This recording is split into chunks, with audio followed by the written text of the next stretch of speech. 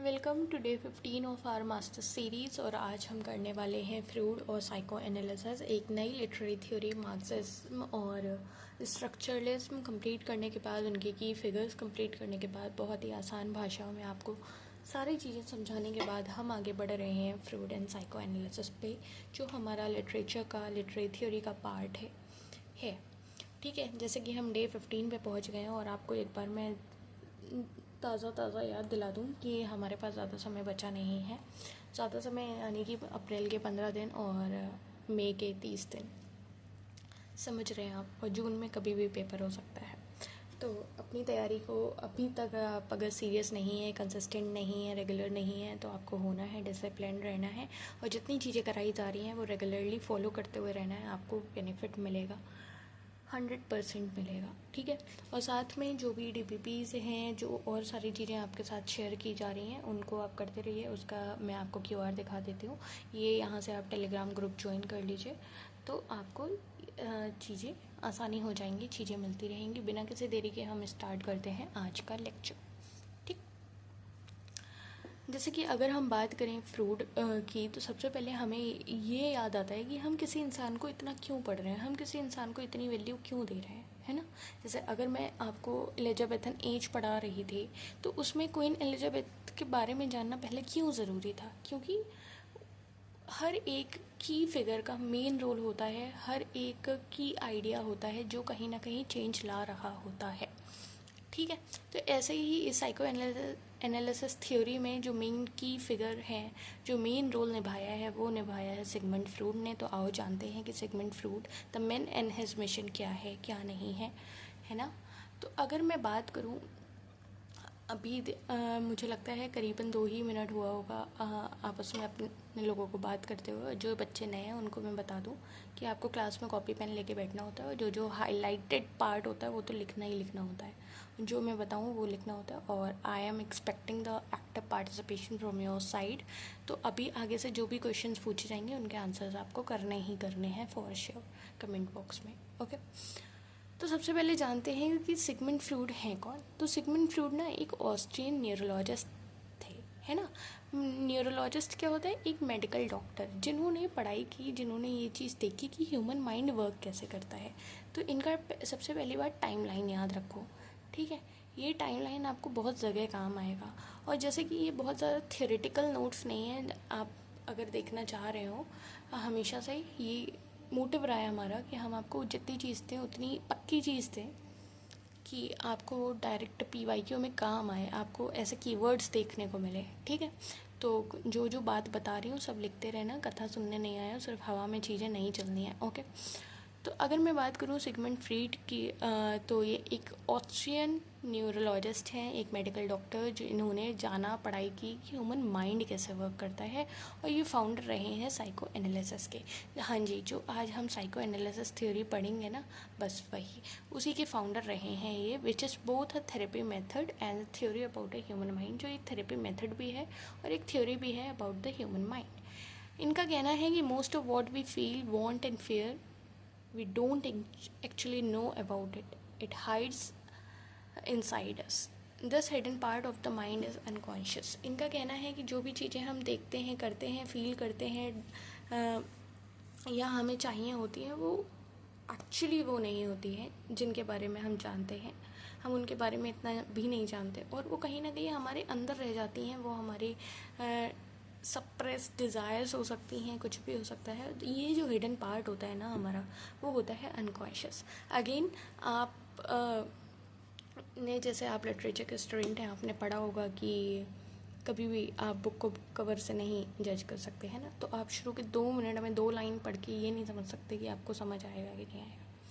मेरे साथ आपको पेशेंस के साथ बैठना है, क्योंकि आपको सारी चीज़ें बहुत अच्छे से डिज़ाइन करके लाए हैं हम, और लास्ट तक लेक्चर में रहोगे, 100% आपको ये हो जाएगा कि हाँ, ये वाला पार्ट मेरा क्लियर हो गया, आ गया समझ में, कि आ गया समझ में। तो ये जो कोट है, इसको याद रखना कि ये किसने बोला है, ये पूछ लेते हैं। और इसमें क्या बात की गई है, अनकॉन्शियसनेस की बात की गई है। अब बात ये है कि लिटरेचर स्टूडेंट का इनसे क्या लेना देना, ये तो न्यूरोलॉजिस्ट है ना, इनका लिटरेचर स्टूडेंट से क्या लेना देना। इनका लिटरेचर स्टूडेंट से ये लेना देना है कि जब हम लोग कोई भी नॉवल, कोई भी पोएम, कोई भी स्टोरी पढ़ते हैं, कोई भी प्ले पढ़ते हैं, तो हम केवल एक स्टोरी नहीं पढ़ रहे होते हैं. इट्स नॉट लाइक कि हम केवल कहानी नहीं पढ़ रहे हैं, हम उसका इनर मीनिंग, डेप्थ जानना चाह रहे होते हैं. तो इनके फॉलोअर्स जो हैं, फ्रूड के फॉलोअर्स, वो क्या करते हैं, वो बताते हैं कि text secretly reveals hidden desires, fears and conflict. आ गया समझ में? मतलब किसी टेक्स्ट को केवल कहानी की तरह ना पढ़ के ऐसे पढ़ना कि आप जो उसमें चीज़ें हैं उसको एहसास कर पा रहे हो कि हाँ भाई, ये टेक्स्ट जो है वो रिवील कर रहा है हमारे हिडन डिज़ायर्स को, फियर्स को, कॉन्फ्लिक्ट को. The author wrote things that they may not have been fully aware of. हो सकता है राइटर लिखते टाइम इतना ज़्यादा अवेयर ना हो, लेकिन हाँ, उस टेक्स्ट से ओवरऑल आप रीडिंग करते करते वो चीज़ें निकाल लो, है ना. तो a literary critic using Freud acts as a detective of mind, reading between the lines to what is truly being expressed. कई बार होता है हम काफ़ी चीज़ें लिख के छोड़ देते हैं और हमको लगता है it's the general thing we have written, but उसका डीपर सेंस में बहुत ज़्यादा एक अलग ही, चाहे आप मेटाफोरिकल एस्पेक्ट में कहो, चाहे आप एक इनर सेंस मीनिंग के एस्पेक्ट में कहो, उसका अलग ही मीनिंग निकल रहा होता है ना. तो इनका कहना है कि जो फ्रूट के फॉलोअर्स हैं वो इस तरह से टेक्स्ट को पढ़ते हैं कि वो जान पाते हैं कि टेक्स्ट क्या सीक्रेटली रिवील करना चाह रहा है, हमारे हिडन डिज़ायर्स, फियर्स, कॉन्फ्लिक्ट्स. और जो लिटरेरी क्रिटिक होता है और जो फ्रूड के प्रिंसिपल को फॉलो कर रहा होता है, तो वो किसकी तरह एक्ट करता है, detective of the mind, reading between the lines to find what is truly being express. जो लाइन्स के बीच में भी, मतलब जो हिडन गैप्स है ना, उनके बीच में भी पढ़ के ये जानना चाह रहा होता है कि एक्चुअली में क्या एक्सप्रेस किया जा रहा है. ठीक. अब मुझे लग रहा है कि आपको रिलेशन तो समझ में आ गया होगा. अगर रिलेशन समझ में आ गया है तो हम आ जाते हैं फ्रूड के मॉडल ऑफ माइंड पे. इनका कहना था कि जो हमारा दिमाग है उसमें 3 लेवल होते हैं. ठीक है.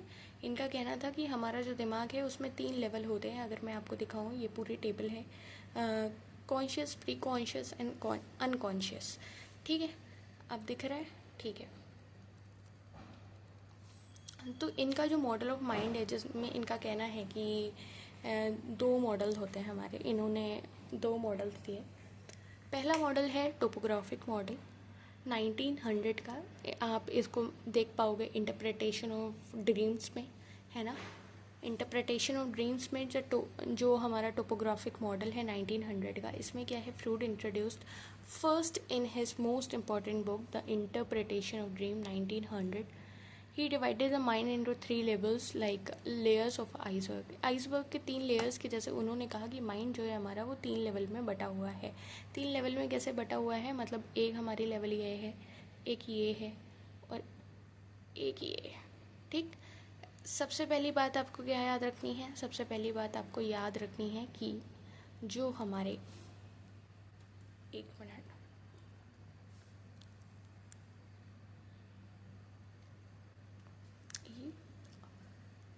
हाँ ऊपर आना है. हाँ, सबसे पहली बात आपको क्या याद रखनी है, सबसे पहली बात आपको याद रखनी है कि जो हमारे ये फ्रूड साहब हैं, सिगमंड साहब हैं, इन्होंने क्या किया, इन्होंने मॉडल ऑफ माइंड दिए. ठीक है. तो इन्होंने कितने मॉडल दिए हैं, 2 मॉडल दिए हैं. 2 मॉडल दिए हैं. कौन कौन सा, एक टोपोग्राफिक और एक स्ट्रक्चरल वाला. ठीक है, जिसके बारे में अभी हम बात करेंगे. तो इतनी बात समझ में आ गई. इन्होंने 2 मॉडल दिए हैं. अब इन 2 मॉडल में भी इन्होंने पहले वाले में क्या बताया है, 3 लेयर बताई हैं. ठीक. जिनके बारे में हम पढ़ने जा रहे हैं. अभी आगे फ्लो चार्ट भी है, तब भी आपको चीज़ें क्लियर होंगी, बट आई थॉट कि आपको थोड़ा सा बता दिया जाए, है ना बच्चे अपने. तो पहला जो मॉडल है इनका, the topographic model 1900 interpretation of dreams में, इसमें इन्होंने इंट्रोड्यूस किए हैं 3 level. Freud introduce this first in his most important book the interpretation of dream. जो इंटरप्रिटेशन ऑफ ड्रीम इनकी बुक है, इसमें इन्होंने बताया है कि कैसे माइंड हमारे 3 लेवल में काम करता है, like layers of an iceberg. ठीक है. सबसे पहले लेवल की अगर मैं बात करूँ तो हमारा कॉन्शियस कह रहे हैं, फिर प्री कॉन्शियस कह रहे हैं और फिर अनकॉन्शियस कह रहे हैं। इसका मतलब क्या है, इसका एग्जांपल भी है, इसकी सारी चीज़ें दी हुई हैं आपको। Like conscious is like what you are aware of right now मतलब अभी जैसे आप पढ़ रहे हो तो आप किस चीज़ के लिए अवेयर हो, आपका दिमाग खुला है नहीं खुला है ना। That's the tip of the iceberg, जो हमारा विजिबल पार्ट होता है ना। अगर मैं कहूँ कि ये बना के दिखा दूँ क्या, थोड़ा सा क्रिएटिविटी कर दूँ क्या, कर देती हूँ। कौन से कलर से, आइस वक्त तो यार ब्लू ही होगा ना, हाँ ठीक है। तो अगर मैं बात करूँ कि इनका कहना है कि ये हमारा आइस वर्क हो गया, ये जो हमारा टॉप मोस्ट पार्ट है ना, जो हमारा विजिबल पार्ट है, डेट्स द कॉन्शियस। यहाँ आपको बहुत एक काम करूँगी, आगे से मैं आपके लिए डायग्राम में इंटीग्रेट कर दूँगी, बट द थिंग इज़ ये हमारा कौन सा पार्ट है, कॉन्शियस। आ गया समझ में, ये हमारा कौन सा पार्ट है, कॉन्शियस। कॉन्शियस वाले में क्या हो रहा है, अब वही बात है ना कि मैं आपको बहुत ज़्यादा ऐसे बड़े बड़े से डायग्राम्स दिखा के इतनी छोटी सी चीज़, अभी आप ये पूरा पढ़ोगे ना आपको लगेगा बस यही था, हाँ बस यही है, ठीक। तो कोई मतलब नहीं है कि बहुत बड़े बड़े से ऐसे फिलोसफिकल डायग्राम्स बना बना के आपको डराया जाए। तो आई बिलीव इन सिंप्लिसिटी। तो कॉन्शियस क्या होता है, कॉन्शियस वो होता है कि what you are aware of right now, आपको ए प्रेजेंट मोमेंट में जिस चीज़ के लिए आप अवेयर हो, डेट द कॉन्शियस। ये टिप ऑफ द आइसबर्ग की तरह आप समझ सकते हो, है ना। जैसे 3 लेयर मैंने बोली ना, तो टिप ऑफ द आइसबर्ग आप समझ सकते हो क्या है, हमारा conscious. You are reading this note, आपको मालूम है कि आपको ये चीज़ पढ़ाई जा रही है, तो वो आपका हो गया कॉन्शियस सेल्फ, ठीक, वो कॉन्शियस माइंड लेवल हो गया। प्री कॉन्शियस क्या हुआ, things you can remember if you try, just below the surface level, stores memory you can access, your friend phone number you don't think of it always but can remember. ऐसा होता है ना कि किसी एक का नंबर आप बार बार याद नहीं करते हो, बट वो कहीं ना कहीं आपकी मेमोरी में रह जाता है, मतलब आप याद करना चाहोगे तो आपको याद आ जाएगा। तो वो कहाँ पे है, हम बस सरफेस से थोड़ा सा नीचे है ना। प्री कॉन्शियस हमारा वो हो गया कि जो हमारी मेमोरीज स्टोर्ड है ना, जिनको हम कोशिश करें याद करने की तो हम कर लेंगे, वो हमारा हो गया प्री कॉन्शियस। कॉन्शियस क्या है, बिल्कुल प्रेजेंट मोमेंट, जिस चीज़ के लिए आप अवेयर हो। प्री कॉन्शियस क्या है कि वो चीज़ें जो आप थोड़ा सा याद करेंगे तो याद कर लेंगे, है ना। अनकॉन्शियस क्या है, deeply buried desires fears traumas you can not access. ये मत समझना कि ये छोटे छोटे से वर्ड हैं, यही पिद्दी पिद्दी से वर्ड आपकी ऐसे तैसे करा देते हैं, क्योंकि ये बहुत ऐसे लंबे लंबे सेंटेंसेस में आ जाएगा तो आपको लगेगा ओह व्हाट इज़ दिस, ये तो हमने पढ़ा ही नहीं है। बट ये वही सब होता है जो आपको पढ़ाया गया हुआ होता है ना। तो अनकॉन्शियस हमने जान लिया, the huge bottom of the iceberg, hidden under water, जो अंडर वाटर आप यहाँ से समझ लो, जो अंडर वाटर के नीचे है ना, वो सारा क्या है, अनकॉन्शियस, जो हम दबा देते हैं अपनी इच्छाएं, अपने ट्रॉमास, अपनी फियर्स, अपने डिज़ायर्स, और उन पे एक्सेस भी नहीं जाते, मतलब उन पे जाते भी नहीं है। हम कहते हैं नहीं अब तो वो बात गई, अब वो कहाँ जिंदे हैं, अब वहाँ कैसा है, अब ऐसा थोड़ी है ना। A childhood trauma you forget but which secretly controls your behaviour. मतलब ये अनकॉन्शियस है बट ये कहीं ना कहीं आपको कंट्रोल भी कर रहा है। क्यों कंट्रोल कर रहा है, क्योंकि आपको मालूम है कि बचपन में आपने इस चीज़ से मार खाई है, तो आप जब भी वो चीज़ देखोगे, भले ही आप कितना भी ट्रॉमा भूल जाओ, कितनी भी चीज़ें छुपाने की कोशिश करो, अपने डीपली साइड वाले डिब्बे में छुपा लो दिल के, बट द थिंग इज़ कि आपको वो चीज़ देखते हुए कहीं ना कहीं से वो चीज़ ट्रिगर हो सकती है, और जो आपका बिहेवियर कहीं ना कहीं कंट्रोल कर रही होगी।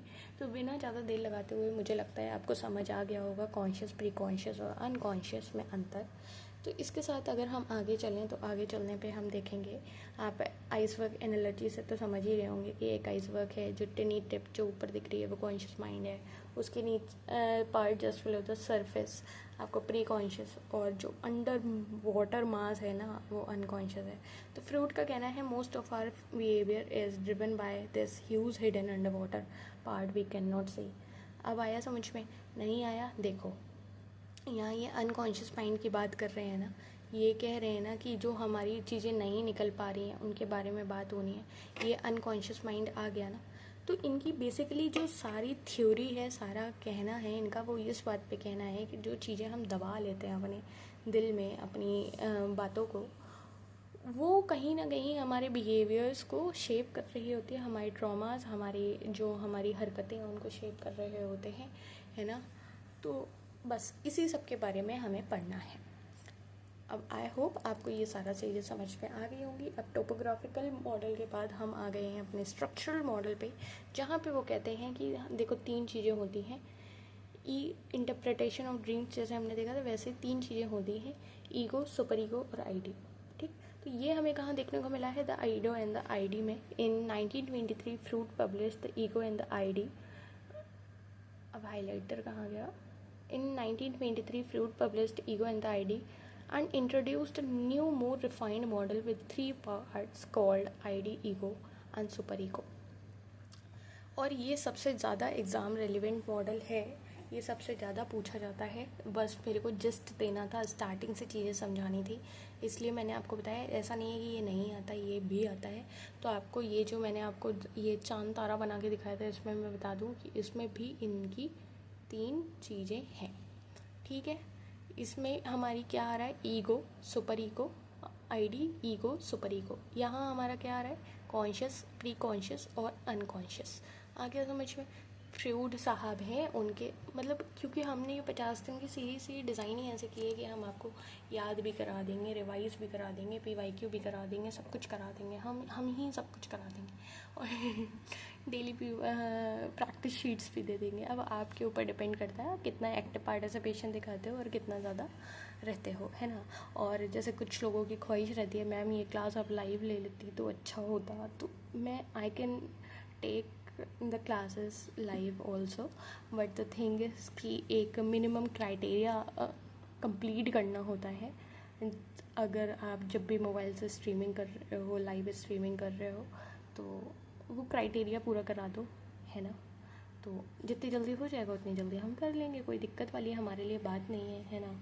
और क्योंकि हमारे पे बस थोड़ा सा ऐसे सेटअप वगैरह की दिक्कत है, तो अभी भी आप देख रहे हो कि हमारा सेटअप हिलता रहता है। तो लाइव क्लासेस में I will try to fix it, but उसके लिए हमको वो क्राइटेरिया पूरा करना है, लाइक शायद 50 और 100 सब्सक्राइबर काइंड ऑफ थिंग है। वो चीज़ जितनी जल्दी हो जाती है उतनी जल्दी we are able to have the classes in the live mode. Okay, तो और बात ये है कि मैं इतना प्रमोशन कर नहीं रही हूँ, करती नहीं हूँ। आई थॉट कि आप लोग अपने आप समझदार हैं, है ना, और अच्छी चीज़ों की तारीफ़ करनी चाहिए, है ना। चलो, अब आप समझदार हैं और एक्टिव पार्टिसिपेशन तो देना ही देना, क्योंकि वो एक्टिव पार्टिसिपेशन आपका इसलिए मेरे काम का है क्योंकि मैं एक लिस्ट बना रही हूँ 240 स्टूडेंट्स की, जिसमें मैं उन सीरियस एस्पिरेंट्स के नाम लिखना चाह रही हूँ जो बहुत ज़्यादा कंसिस्टेंट है, बहुत ज़्यादा सीरियस है अपने जून अटेम्प्ट को लेके, और उनके लिए बहुत सारे ऐसे चीज़ें डिज़ाइन हो रही हैं इन द बैकग्राउंड, जो हम उनको एज अ गिफ्ट और उनकी तैयारी को और बेहतर बनाने के लिए फ्री में देंगे, कोई पैसा नहीं लेंगे। ठीक, बस आपकी तरफ से जो हमको चाहिए, बस ये चाहिए कि आपका एक्टिव पार्टिसिपेशन ये है कि जो हम बोल रहे हैं, जो हम आपसे बीच बीच में सवालात कर रहे हैं, या पूरे इसके बाद जो हम आपको क्वेश्चंस देते हैं उनके आंसर आपको कमेंट डाउन करने हैं। That's the only thing I am expecting. ठीक, क्योंकि सीरियस बच्चे अलग ही दिखते हैं, है ना। अब आप टहल घूम के कभी एक दिन आ जा रहे हो क्लास करके चले जा रहे हो, तो आपका वो इतना रिलेशन नहीं बन पाएगा ना हमसे। चलिए, तो स्ट्रक्चरल मॉडल, टोपोग्राफिकल मॉडल हमने देखा, उसमें हमने 3 चीज़ें देखी, कॉन्शियस, अनकॉन्शियस और प्री कॉन्शियस। स्ट्रक्चरल मॉडल जो हमारा 1923 का है, जो the ego and the ID, इसमें हमको 3 चीज़ें देखने को मिल रही हैं। ये एक मोर रिफाइंड मॉडल है, इसमें हमको 3 चीज़ें क्या देखने को मिल रही है, 3 पार्ट देखने को मिल रहे हैं, आईडी, ईगो, सुपर ईगो। अब देखो, इसमें आने वाला है मज़ा कैसे आने वाला है कि आईडी जो होती है वो होता है the wild animal inside you, जिससे फ़र्क नहीं पड़ता। इट इज़ लाइक कि मुझे फ़र्क नहीं पड़ता, मुझे चाहिए तो चाहिए, मुझे उससे क्या इम्पैक्ट आ रहा है, क्या इफ़ेक्ट आ रहा है, कोई मतलब नहीं है, मुझे चाहिए तो चाहिए। That's the ID, the wild animal inside you. ID is the most primitive part of the mind, जो दिमाग में जो हम कहते हैं जिद्दी है ना। It is present from the birth, बचपन से ही होता है। It has only one goal, pleasure, कि मेरे को खुशी मिलनी चाहिए, है ना। it says I want it and I want it now. It doesn't care about rules, society और consequences. ये किस पे बेस होता है? ये बेस होता है प्लेजर प्रिंसिपल पे. तो ये जो प्रिंसिपल हैं ये भी याद रखना, क्योंकि ये जैसे नेट में आए हुए हैं. ठीक है. मोस्ट प्रिमिटिव क्यों है ये? क्योंकि जैसे बच्चा होता है ना, वो ज़मीन पर लेट जाता है कि मम्मी मुझे ये खिलौना चाहिए तो चाहिए चाहिए तो चाहिए. उसे फ़र्क नहीं पड़ रहा कि मम्मी की बेइज्जती हो रही है ना. That's the ID. और ये किस पे बेस है? प्लेजर प्रिंसिपल पे. बच्चे को खिलौना मिलेगा, बच्चा खुश हो जाएगा. That's the pleasure principle. Get pleasure immediately, avoid pain at all cost. आ गया समझ में? लिटरेरी एग्जाम्पल कैसे बहुत जो पूछा जाता है वो ये वाला पूछा जाता है, व्यूदरिंग हाइट्स का, है ना. एमिली ब्रॉन्टे का जो व्यूदरिंग हाइट्स है, जो मैंने आपको साइकिल 1 में भी कहा था कि पढ़ लेना पढ़ लेना पढ़ लेना. अब आई डोंट नो आपने अभी तक पढ़ा है नहीं पढ़ा है, बट इन केस अगर नहीं पढ़ा है तो प्लीज़ एक बार पढ़ लेना, है ना. तो इसमें जो हेथक्लिफ का जो करेक्टर है वो आप उसको कहीं ना कहीं देखेंगे एज अ आईडी, कि उसको चाहिए ही था. उसके अंदर रॉ पैशन था, रॉ पैशन के साथ रिवेंज भी था, डिज़ायर भी था, और कोई भी मॉरल रिस्ट्रेंट नहीं था. उसको था कि मुझे ये चाहिए तो चाहिए, मुझे ये लड़की चाहिए तो चाहिए. समझ रहे हो? ऐसे वाला. वहीं व्यूदरिंग हाइट में आपको ईगो भी देखने को मिलेगा, सुपर ईगो भी देखने को मिलेगा, बट आईडी का करेक्टर हेथक्लिफ में देखने को मिलेगा. तो ये याद रखना. ईगो क्या होता है? नेगोशिएटर होता है. जैसे मैं आपसे कहूँ कि कोई प्रैक्टिकल सेल्फ, कि उसे मालूम है कि हाँ मुझे ये चीज़ चाहिए, बट वो सब्र कर लेगा, है ना. तो ईगो क्या है? The negotiator self. इसमें आपने कॉपी में जो आपकी कॉपी एक रखवाई गई थी उसमें आपको क्या लिखना है कि आईडी क्या है? वाइल्ड एनिमल आपके हैं, मोस्ट प्रिमिटिव है, और इसका मेन फोकस क्या है? प्लेजर प्रिंसिपल है. आईडी क्या है? द नेगोशिएटर है, द प्रैक्टिकल सेल्फ है. जैसे जैसे ईगो डेवलप होती है, जैसे जैसे बच्चा बड़ा होता है वैसे वैसे ईगो डेवलप होती है, और वो सीखता है कि you can not always get what you want, कि आपको हमेशा वो चीज़ें नहीं मिलेंगी जो आपको चाहिए, है ना. अब कोई कहेगा मेरी ज़िंदगी तो वो वाले एग्ज़ाम ले रही है जो मैंने फॉर्म भी नहीं भरे, है ना. ऐसे वाली बात आ जाती है. फिर तो दुख है. The ego mediates between the wild ID and the real world. जो हमारी ईगो है वो आईडी और रियल वर्ल्ड के बीच में मीडिएट करती रहती है. वो पूछती है कि how can I satisfy my desire in a way that is practical and safe. ये सेफ साइड ढूंढने की कोशिश करती है, और इसका प्रिंसिपल होता है रियलिटी प्रिंसिपल, कि हमें सेटिस्फेक्शन मिल जाएगा डिले में, बट प्रैक्टिकल रहना है कि हाँ ये चीज़ हमें मिलेगी कि नहीं मिलेगी, है ना. ये नेगोशिएटर टाइप का है कि हाँ ठीक है दिला दो, मम्मी ने कह दिया शाम को दिला देंगे, तो समझ गया कि हाँ दिला ही देंगे, ठीक है, ऐसा वाला. ये रियलिटी है, रियलिटी प्रिंसिपल पे है. जैसे कि अगर मैं बात करूँ व्यूदरिंग हाइट्स में, नेली डेन जो नरेटर है वो ज़्यादातर ईगो की तरह देखा गया है. She constantly mediate between the different characters, extreme desires and social reality. ठीक है. वहीं अगर मैं सुपर ईगो की बात करूँ तो वो हमारा इनर पेरेंट होता है. अब मेरे को एक बार बताओ, जिनने व्यूदरिंग हाइट्स पढ़ी है, जो होशियार बच्चे हैं, वो जरा मेरे को एक बार बताओ कि जो कैथरीन है, कैथरीन का करेक्टर आईडी में आएगा, ईगो में आएगा, या सुपर ईगो में आएगा? ये मेरे को कमेंट डाउन करके बताओ. ये मैं एक अच्छा सवाल पूछ रही हूँ आपसे, है ना. तो आप जो चीज़ आपको पढ़ाई जा रही है वो पता लग जाएगा मेरे को, आप कितना इम्प्लीमेंट कर पा रहे हो कि नहीं कर पा रहे हो. ठीक है. व्यूदरिंग हाइट्स जिन लोगों ने पढ़ी हुई है, जिनको मालूम है, जिनको करेक्टर्स पे मालूम है, सब कुछ मालूम है, तो जैसे मैंने आपको हेथक्लिफ का करेक्टर बताया कि उसे चाहिए तो चाहिए वाला ई आ गया आईडी में, तो वैसे ही मैं पूछ रही हूँ जो कैथरीन का करेक्टर है वो आईडी में आएगा, ईगो में आएगा, या सुपर ईगो में आएगा? बताओ. ठीक है.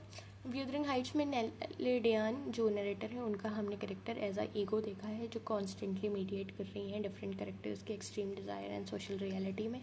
सुपर ईगो की अगर मैं बात करूँ तो सुपर ईगो हमारा इनर पेरेंट है, मतलब मॉरल पुलिस. वो कहेगा कि नहीं इस टाइम ये चीज़ सही नहीं होती है, समझ रहे हो, वो वाली चीज़. कि super ego is having your parents voice inside your heads, कि आपको पहले ही पता है कि आपके घर वाले आपसे क्या कहेंगे, वो वाली, कि परमानेंटली आपके दिमाग में वो बात अपने आप आ रही है, आपको अपने आप जवाब मिल जा रहा है कि हाँ इसका जवाब तो मुझे यही मिलेगा. It represent society rules, moral values and guilt. कहीं ना कहीं ये सोसाइटी रूल, मॉरल वैल्यू और गिल्ट को दिखा रहा है कि कैसे बच्चा अपने आप को इंटरनलाइज पेरेंटल सोशल रूल में मान लेता है और कॉन्स्टेंटली अपने आप को जज करता रहता है, जो कहीं ना कहीं गिल्ट करता है when you do something wrong, है ना, कि आपको पता लग जाता है कि नहीं ऐसा तो नहीं करना चाहिए था, ये तो गलती होता है ना, वो वाला। तो व्यूदरिंग हाइट्स में एडगर लिंटन सुपर ईगो को रिप्रेजेंट कर रहा है कि वो कहीं ना कहीं सोशल रूल फॉलो कर रहा है, केयर कर रहा है, अपनी प्रॉपर्टी को केयर कर रहा है और रिप्रेजेंट कर रहा है सिविलाइज्ड मॉरल ऑर्डर। वो एक मॉरल पुलिस वाला कैरेक्टर कहीं ना कहीं जी रहा है। वो इस बात पे नहीं है कि मुझे ये चाहिए तो चाहिए, वो इस बात पे नहीं है कि ये सही है ये गलत है, वो इस बात पे है कि क्या होना चाहिए, वो उस तरह से जी रहा है ना। सिंपल वे क्या है कि आईडी क्या है, एक बच्चा जिसको टॉफ़ी चाहिए ही चाहिए, उसे नहीं मतलब कि क्या है क्या नहीं है, उसे चाहिए तो चाहिए। वहीं ईगो क्या है, हमारी रिस्पॉन्सिबल एडल्ट है जो एक रास्ता ढूंढने की कोशिश कर रहा है कि हाँ मेरे को टॉफ़ी भी मिल जाए और रूल भी ब्रेक ना हो, है ना।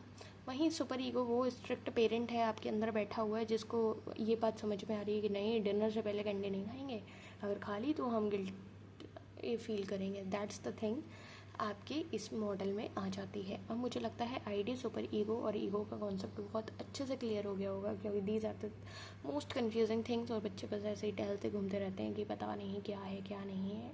आज वाला लेक्चर भले ही थोड़ा सा लंबा हो जाए, बट ये बहुत डिटेल्ड में लाई हूँ, क्योंकि ये इतना डेप्थ का लेक्चर है ना, मतलब आपको ये पेड कोर्सेज में इतना डेप्थ में दिया जा रहा है अगर मैं बताऊँ। But the thing is I am here to deep dive you in the best way possible. जो भी चीज़ें मैं आपको प्रोवाइड कर सकती हूँ, तो हिम्मत रखो, अभी सारी चीज़ें आती रहेंगी समझ में जैसे अभी तक आती रही हैं, और बस पढ़ते रहो, क्योंकि आपको भी अच्छा लगेगा ना कि एक टॉपिक आपने इतने अच्छे से कवर कर लिया कि आपको उसका आया बायां दायां निचला उचला सब पार्ट आ रहा है, समझ रहे हो, तो आपको अंदर से खुशी होगी।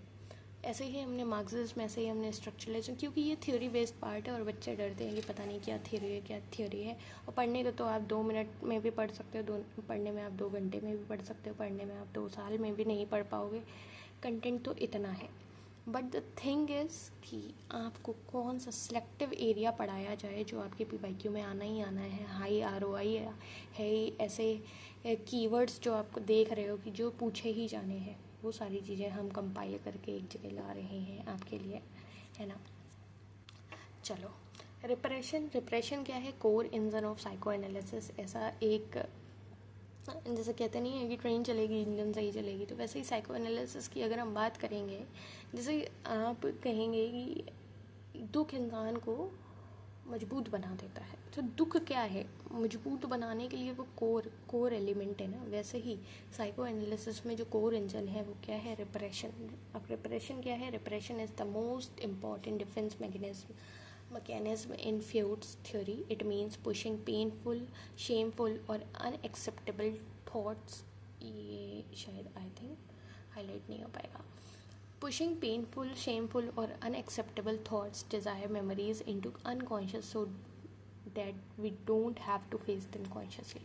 अपनी चीज़ों को रिप्रेस कर देना, सप्रेस जैसे सुनते हो ना, वैसे अपनी इच्छाओं को, अपनी चीज़ों को, ऐसी चीज़ें जो आपको कहीं ना कहीं दर्द दे रही हैं ना, ऐसे थॉट्स, ऐसी मेमोरीज, ऐसी डिज़ायर जो आपको कहीं ना कहीं अनएक्सेप्टेबल थॉट्स हैं आपके, है ना, तो उनको आप कहीं ना कहीं ज़बरदस्ती पेनफुली पुश कर दे रहे हो अपने अनकॉन्शियस सेल्फ में। अनकॉन्शियस लेवल अभी जो पढ़ा था ना हमने अनकॉन्शियस लेवल पढ़ा था ना, उसमें कि आप उसमें डंप आउट कर दे रहे हो, जिससे आपको वो सारी चीज़ें कॉन्शियसली फेस ना करनी पड़े। But this is the crucial point, repressed material does not disappear, कि रिप्रेस्ड मटेरियल को आप दबा कितना भी लो, है ना, वो गायब नहीं होंगे। It stays in the unconscious and find other ways to come out, कैसे ना कैसे आएगा वो वापस, जिसको फ्रूट कह रहे हैं, return of the repressed.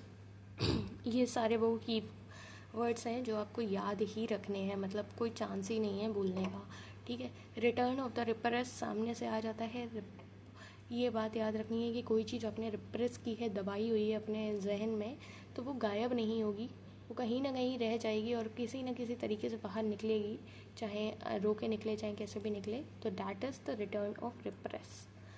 Analogy अगर आपको चाहिए तो आप ऐसे समझ सकते हैं कि आप एक बीच बॉल को अंडर वाटर पुश कर रहे हैं, नो मैटर आप कितना भी कोशिश कर लें वो कहीं ना कहीं पॉपअप करेगी। तो रिप्रेस डिज़ायर्स भी वही बीच बॉल हैं जो कहीं ना कहीं आप कितना भी दबा लें वो आपके through dreams, through slip of tongue, symptoms और स्ट्रेंज बिहेवियर से दिखी जाएगी। That is the return of repress. अब इसका लिटरेरी एप्लीकेशन जो आपको याद रखना है वो गॉथिक लिटरेचर में याद रखना है।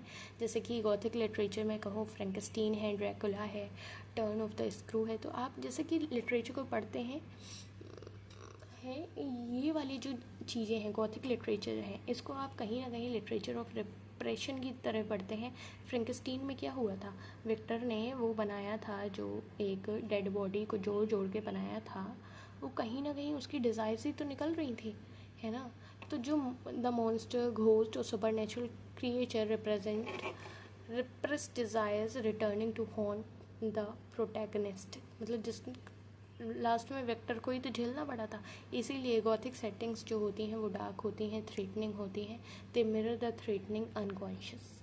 लिटरेरी एप्लीकेशन सबका समझते जाओ, ये काम की चीज़ है। ड्रीम वर्क की अगर मैं बात करूँ, ये मैं आपको बताऊँ, हाँ मज़े की बात अगर मैं बताऊँ, ये पहले ना ये मैं इतना शॉर्ट में ला रही थी आपके लिए, ये देखना। पहले मैं ये चीज़ें इतना शॉर्ट में ला रही थी, मैंने सोचा कि मैं बच्चों को अपने अपने हाथ से ऐसे ऐसे पढ़ाती जाऊँगी, समझाती जाऊँगी बीच बीच में, है ना। जैसे रिपरेशन है, एक लाइन में है, आगे समझ में।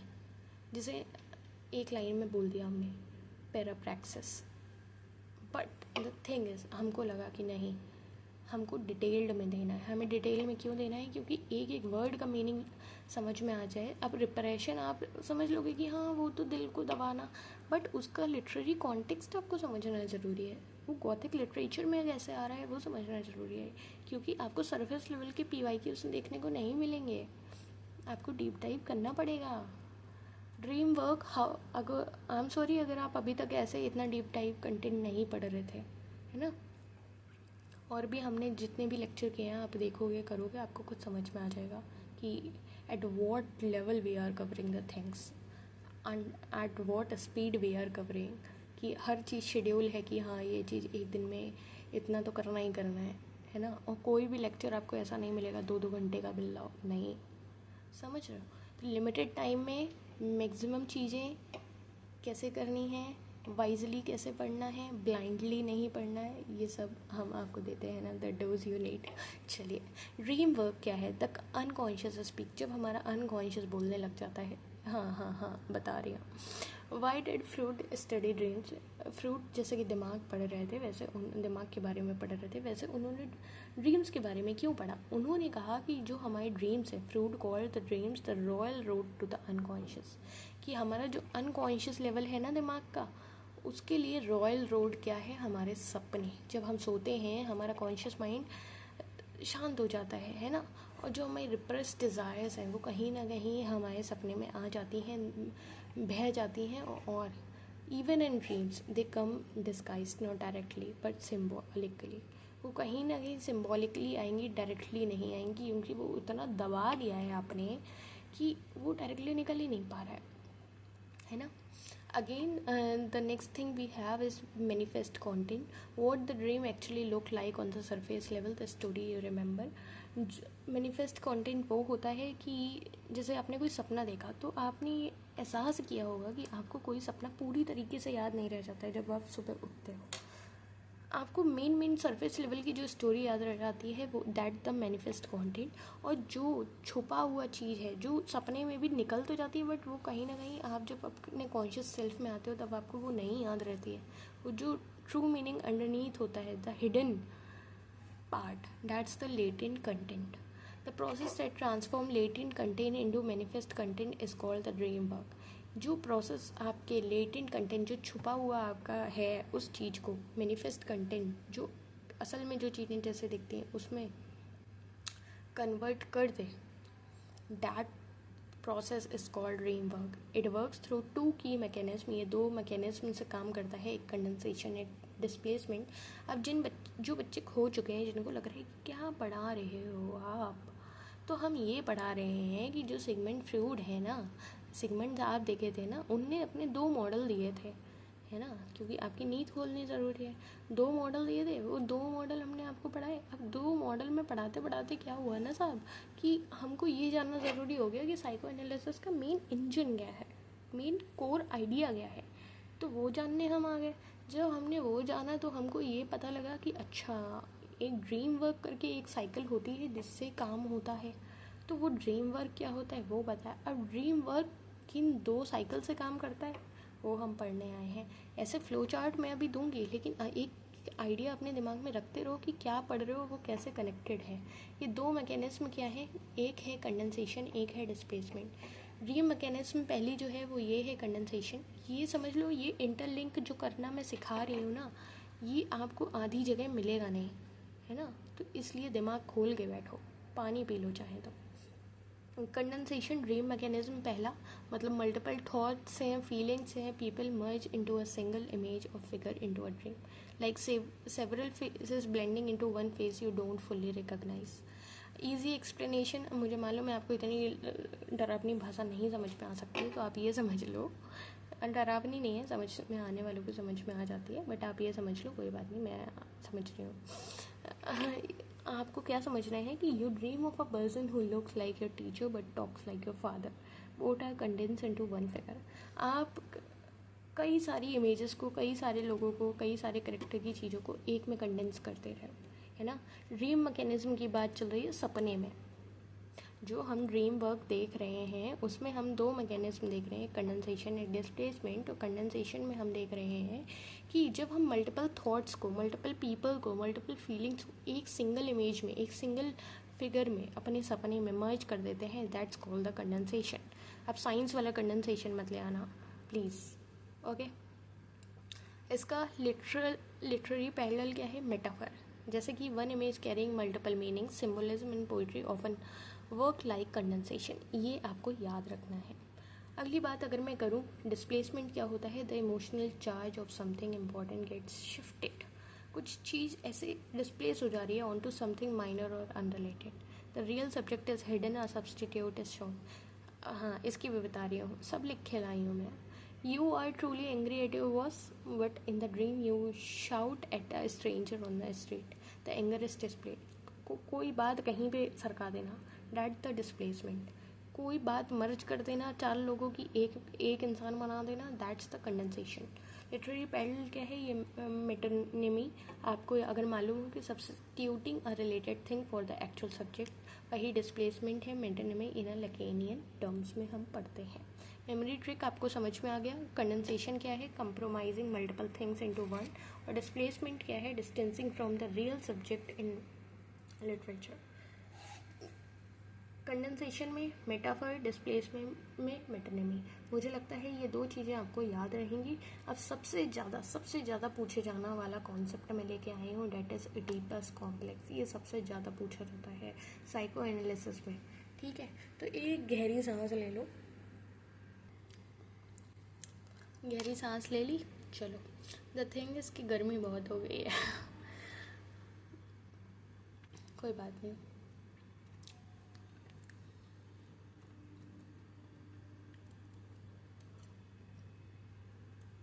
नहीं आवाज़ नहीं चली गई, मैं बोल नहीं रही हूँ। अब बात ये है कि तुम लोगों को वीडियो भी ऐसे ही मिलेगी रॉ, विदाउट एडिटिंग, तुम समझ रहे हो, इसलिए तुमको लगा होगा। कोई बात नहीं, कॉन्शियस सेल्फ में आ जाओ। हम पढ़ने वाले हैं ओडिपस कॉम्प्लेक्स, सबसे ज़्यादा पूछे जाने वाला कॉन्सेप्ट। अगर मैं बात करूँ ओडिपस कॉम्प्लेक्स है तो named after the Greek myth where Oedipus unknowingly kills his father. कहाँ पहुँच गए भाई साहब, kills his father and marries his mother. अब बात क्या है, ओडिपस जिन्होंने पढ़ी है, ये भी मैंने बोला था साइकिल 1 में ही बोला था कि पहले से तैयार हो जाओ, पढ़ लो पढ़ लो पढ़ लो। जिन्हें पढ़ी है उनके लिए बहुत अच्छी बात है। जिन्हें नहीं पढ़ी है उनके लिए मैं आपको एक बस छोटा सा आइडिया दूंगी कि इसमें है क्या, कि एक जो ओडिपस है ना, जो एक कैरेक्टर है, वो अपने, उसको कहीं ना कहीं अपनी मदर से ऐसा अफेक्शन लग रहा है या कुछ लग रहा है ना, कि वो अपने पापा को ही अपना राइवल मान ले रहा है और उनको मार दे रहा है अननोइंगली। वो कहीं ना कहीं अनकॉन्शियस सेल्फ में उसके दिमाग में है कि कि वो कहीं ना कहीं अनकॉन्शियस सेल्फ में एक राइवलरी है उसके पापा के साथ, ठीक है, इतनी बात समझ लो। तो ये ओडिपस कॉम्प्लेक्स इसी नाम पे दिया गया है, इसी ग्रीक मिथ के नाम पे दिया गया है, जहाँ पे ओडिपस अननोइंगली अपने फादर को मार लेता है और अपनी मदर से शादी कर लेता है। बताओ सच में ऐसी चीज़ होनी चाहिए? नहीं ना, बट ऐसा वो कर लेता है क्योंकि उसको अपनी मदर से अलग ही तरह का अफेक्शन लगता है। Freud used this myth to describe a universal psychological drama he believed every child goes through. अब जो होते नहीं है माँ के लाडले पापा की परी, बस वही वाला कॉम्प्लेक्स वाला वही वाली चीज़ है इसमें। आओ समझाते हैं क्या है इसमें। जो हमारा ओडिपल ड्रामा है इन फ्रूड टर्म्स वो ये है कि चाइल्ड जो है वो डेवलप कर लेता है desire for the opposite sex parent, कि जो बॉय होगा, मतलब जैसे फ्रूट था उन्होंने बॉयज़ पे फोकस किया ओरिजिनली, तो उनका कहना था जो बॉय है वो अनकॉन्शियसली ऐसा डेवलप कर लेता है love desire for the mother, she is the first love object and source of comfort for the boy. वही बात है जो मैंने आपसे कहा कि इनका कहना था, फ्रूट का कॉन्सेप्ट था कि बच्चा जो है वो अपनी ग्रोइंग स्टेज में अपने से जो अपोजिट सेक्स होता है उससे कहीं ना कहीं एक डिज़ायर आ जाती है, कहीं ना कहीं एक डिज़ायर डेवलप हो जाती है। जैसे कि एक बच्चे की, एक बेटे की अपनी माँ से ज़्यादा लगाव होता है, वो उसकी पहली प्यार होती है, ठीक है। यूजली हम लोग देखते हैं ना कि लड़के लोगों को मम्मियाँ ज़्यादा अच्छी लगती हैं और लड़कियों को पापा ज़्यादा अच्छे लगते हैं, है ना। वो वाला ये बता रहे हैं ओडिपस कॉम्प्लेक्स में। साइको एनालिसिस, वो दिमाग पढ़ रहे हैं ना, वो न्यूरोलॉजिस्ट है ना सिगमंड फ्रूड, तो वो यही सारी चीज़ें निकाल के बता रहे हैं कि देखो ऐसा होता है, देखो ऐसा होता है, देखो ऐसा होता है, ठीक है, आ गया समझ में। Child sees father as a rival and the threat. Oedipal drama में क्या हुआ वो बातें बताई जा रही हैं। ओडिपल ड्रामा में ये हुआ कि बच्चे ने डेवलप कर ली डिज़ायर अपोजिट सेक्स के लिए और कहीं ना कहीं अपने पापा को as a rival, as a threat देखने लगा। Boy views father as a competitor for the mother's affection. The father represent the law, authority, power and prohibition. ये चीज़ उन्होंने बताई। और तीसरी चीज़ आ रही है कैस्ट्रेशन, एंजाइटी फेसेस रिप्रेशन। अब बात क्या है, boy fears the father will punish him for the desire symbolically और कैस्ट्रेशन। अब सही सीधी सी बात है कि अगर बच्चा चाहेगा माँ से शादी करना तो कहीं ना कहीं उसको वो पिता का डर आएगा। वही पिता के डर आने से उसने क्या किया, अपने पिता को मार दिया। समझ गए, ये हो रहा था उसमें। तो उसी बात को वो ओडिपस कॉम्प्लेक्स को वो समझा रहे हैं और कह रहे हैं कि चाइल्ड एक डिज़ायर डेवलप कर लेता है अपोजिट सेक्स पेरेंट की तरफ और अपने, जैसे ये फादर को एज अ राइवल ट्रेट देखने लगा है ना, इसने मार दिया। तो यहाँ पे जो फादर हैं वो क्या रिप्रेजेंट कर रहे हैं, द लॉ। द लॉ क्या है, अथॉरिटी। ये याद रखना, ये सारी हाईलाइटेड चीज़ें। अब कैस्ट्रेशन, एंजाइटी, फोर्सेस रिप्रेशन क्या है कि जो बॉय है वो डर रहा है कि उसको पनिशमेंट मिल सकता है फॉर हिज डिज़ायर, जो उसकी सिम्बॉलिकली है, कैस्ट्रेशन है। But this fair is so powerful that the boy represses his desire for his mother. और इस डर की वजह से वो कहीं ना कहीं ये डिज़ायर रिप्रेस कर ले रहा है। Identification with the father, entry into society. Instead of deciding the mother, the boy now identifies with the father and internalise his rules. This is how superego forms. Superego कैसे form होती है, ऐसे ही form होती है कि child एक social cultural level पे चला जाता है कि नहीं, ऐसा नहीं होना चाहिए। समझ रहे हो। अभी मैंने ईगो, आईडी, सुपर ईगो पे इतना समय इसीलिए बिताया था कि यहाँ आगे आपको सारी चीज़ें ऐसे समझ में आ जाए। आया समझ में? नहीं आया तो एक बार पीछे जाओगे, आ जाएगा समझ में। द अनरिजॉल्व्ड इडिपस कॉम्प्लेक्स क्या है, trouble in adulthood. If this trauma is not resolved healthily, the person remain stuck, unable to form normal relationship, haunted by unconscious desire for the parent figure. This stuckness derives many literary characters. आओ इसको हम उसको deep में पढ़ते हैं। Deep में ये पढ़ते हैं जैसे कि ओडिपस कॉम्प्लेक्स जो हम लिटरेचर में हमको देखने को मिलता है उसके बारे में हम बात कर रहे हैं। उसके बारे में जैसे हम बात करें, हमारे पास वर्क है हैमलेट का। हाँ, जैसे कि हमारे पास वर्क है हैमलेट का। किसका वर्क है ये, शेक्सपियर का। तो इसमें हमको देखने को मिलता है कि कैसे हैमलेट क्लॉडियस को मारता नहीं है ना। Hamlet can not kill Claudius because Claudius has done what Hamlet unconsciously decide. अब हेमलेट अगर आपने नहीं पढ़ी है तो I feel very sorry about you, क्योंकि आपको ये सब पहली ही साइकिल में आपको हेमलेट, शेक्सपियर, ये तो मतलब शेक्सपियर तो हमने दूसरे ही दिन पे पढ़े हैं ना, एलिजाबेथन एज के हैं ये, दूसरे ही दिन पे पढ़े हैं, सारी चीज़ें पढ़ाई हैं।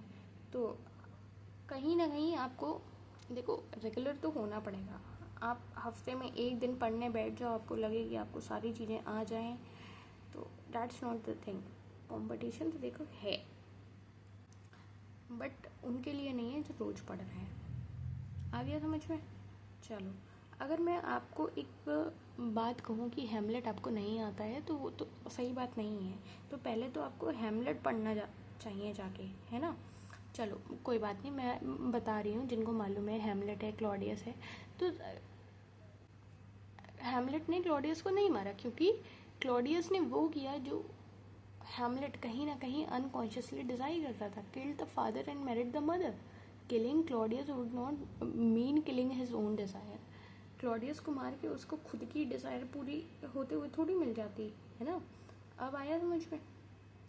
चलो अगली बात, अगर हम कहें सन्स एंड लवर जैसे कि D.H. लॉरेंस के, इसमें हमें देखने को मिला कि Paul Morel has an extremely intense almost obsessive attachment to his mother Gertrude. इसमें भी देखो उनका अपोजिट सेक्स से था ना अटैचमेंट, वही वाली सेम बात आ गई सेम बात। He can not fully love other women, Miriam और क्लैरा को नहीं कर पा रहा था क्योंकि libido is bound to his mother. जैसे बच्चा, कई बच्चे होंगे आपने अपनी सोसाइटी में भी देखे होंगे कि सोसाइटी में भी या कहीं भी देखे होंगे कि बच्चों को माँ से इतना प्रेम हो जाता है कि उन्हें लगता है कि नहीं अब हमें बीवी की ज़रूरत ही नहीं है ना, दैट काइंड ऑफ थिंग, कि नहीं अब हम वो चीज़ें बांट ही नहीं पा रहे हैं। तो जहाँ पे ये वाली चीज़ें आ जाती हैं ना, वहाँ पे दिक्कत हो जाती है।